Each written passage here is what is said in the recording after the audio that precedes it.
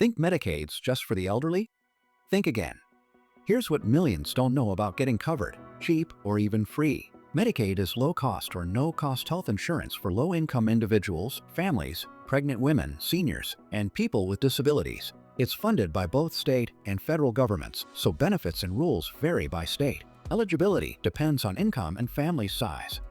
In most states, adults qualify if they earn less than 138% of the federal poverty level, around $21,600 for one person. Some states offer help if you're medically needy, even with a higher income. But keep in mind, Medicaid rules can change quickly at both the state and federal levels. Stay up to date on eligibility updates, especially new work requirements that may apply where you live.